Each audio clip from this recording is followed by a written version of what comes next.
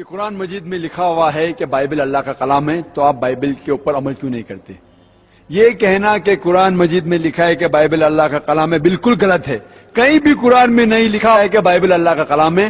قرآن میں یہ لکھا ہوا ہے کہ انجیل اللہ کا کلام ہے، بائبل نہیں۔ اور یہ پریزنٹ بائبل جو کرسچن لوگ کے پاس ہے وہ انجیل نہیں ہے۔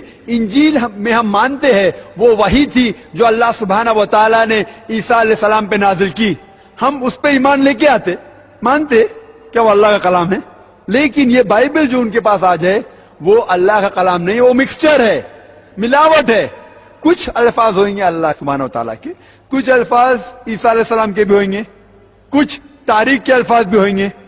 افسوس کی بات ہے کچھ گندے الفاظ بھی ہے، پورنوگرافی کہتے ہیں انگریزی میں، پورنوگرافی۔ اور کتنے غلطیاں ہیں، بے شمار، سینکڑوں غلطیاں ہیں۔ تو یہ غلطیاں ہم نہیں کہہ سکتے کہ اللہ تعالیٰ کی کتاب میں ہو سکتی۔ اسی لیے یہ کہنا کہ بائبل اللہ کا کلام بالکل غلط ہے، ہم انجیل میں مانتے ہیں۔ آج ان کے بائبل میں ہے انجیل میتھیو، انجیل لوقا، انجیل یوحنا، انجیل مرکز۔ ہم مانتے ہیں انجیل عیسیٰ میں۔ انجیل عیسیٰ پیش کرو اور ہم دیکھیں گے وہ صحیح ہے کیا نہیں۔ انجیل عیسیٰ ان کے پاس نہیں ہے۔ Gospel according to Matthew, gospel according to Mark, gospel according to Luke, gospel according to John. What we want is gospel of Jesus, peace be upon him. دوسرا سوال، محمد صلی اللہ علیہ وسلم کا نام قرآن مجید میں 5 بار آتا ہے، عیسیٰ علیہ السلام کا ذکر نام سے 25 بار، تو کون بڑا؟ اس کا جواب یہ ہے کہ جب بھی کسی کے بارے میں گفتگو ہوتی ہے، وہ شخص اگر موجود ہے تو مجھے اسے نام لینے کی ضرورت نہیں ہے۔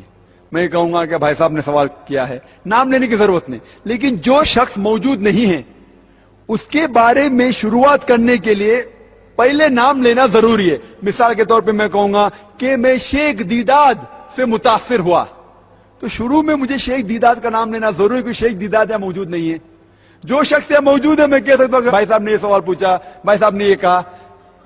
جو شخص موجود ہے اس کے بارے میں ذکر کرنے کے لیے نام لینا ضروری نہیں ہے۔ جو شخص موجود نہیں ہے اس کے بارے میں ذکر کرنے کے لیے نام لینا فرض ہے۔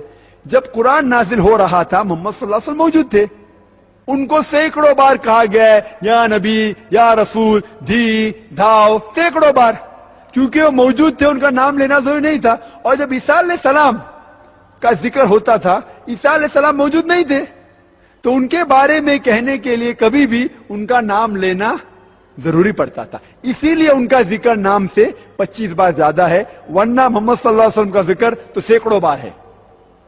لیکن پھر بھی اگر عیسائی کہیں گا نہیں نہیں آپ جو کہہ رہے میں اس بات کو نہیں مانتا ہوں، زیادہ ذکر ہے مطلب بڑا، تو میں ان سے کہتا ہوں کہ قرآن مجید میں موسیٰ علیہ السلام کا نام 132 بار آتا ہے، تو کیا آپ مانیں گے موسیٰ علیہ السلام عیسیٰ علیہ السلام سے بڑے؟ تو وہ کہیں گے نہیں، کیونکہ وہ عیسیٰ علیہ السلام کو خدا مانتے۔ سوال نمبر 3، محمد صلی اللہ علیہ وسلم نے بہت سے معجزے کیے لیکن کبھی بھی مردے میں جان نہیں ڈالے۔ عیسیٰ علیہ السلام نے مردے میں جان ڈالی، تو کون بڑا؟ بائبل میں لکھا ہوا ہے، گاسپل آف میتھیو میں chapter number 24 verse number 24، for they شل